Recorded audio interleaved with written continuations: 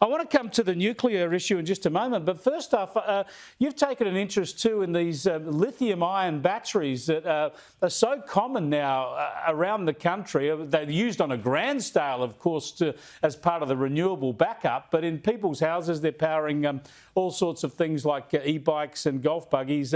We've got to be careful about them. They've created a lot of fires and done a lot of damage. Now confirmation that at least 2 lives have been lost by fires caused by these devices.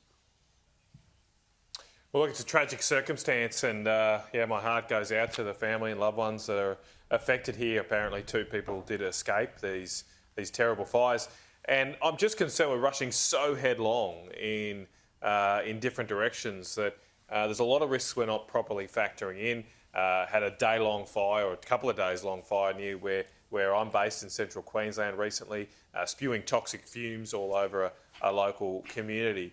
And we're going to put a lot more of these things all around the country, and there really has to be a proper look at the risks of these. Are we making sure that the safety precautions are in place?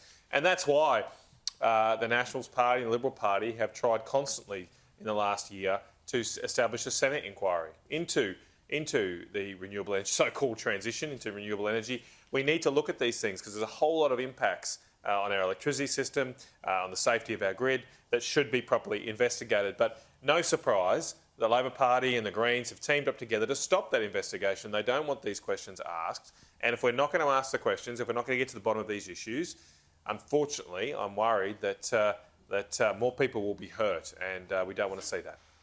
Now, on to the nuclear debate. Now, obviously, you support sustainable, reliable energy, but I would have thought the big push on nuclear from the coalition might upset you a bit because you've been a coal power advocate, a supporter of modern technology for coal-fired generation. This would surely be the kibosh for that.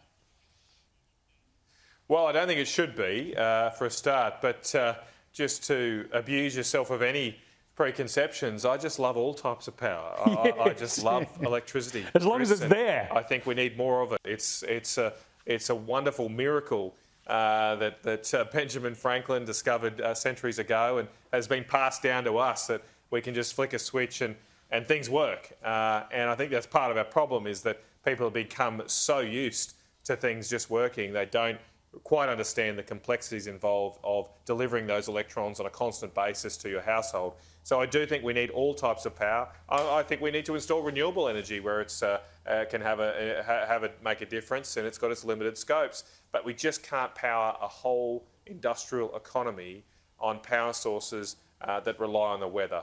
That makes no sense, and every country that's tried it has ended up paying more for power prices, just as we have in the last few years. You're constantly told and lectured that renewable energy is cheaper. But why is it the more we install of it, the higher people's power bills go? That has been the law of Australian electricity over the past decade. And I do think we should be building coal-fired power stations as well, because nuclear power stations will take time. We can build new coal-fired power stations quicker. And I just don't want to lose the manufacturing industries that have helped build Australia. We are deindustrialising as a nation. It's very sad. Thanks for joining us, Matt. I appreciate it. Matt Canavan there on energy. It amuses me that Labor and other critics of nuclear say it's too expensive and it will take too long. We've spent 25 years and about $100 billion or more so far trying to convert to renewables. How slow and expensive is that?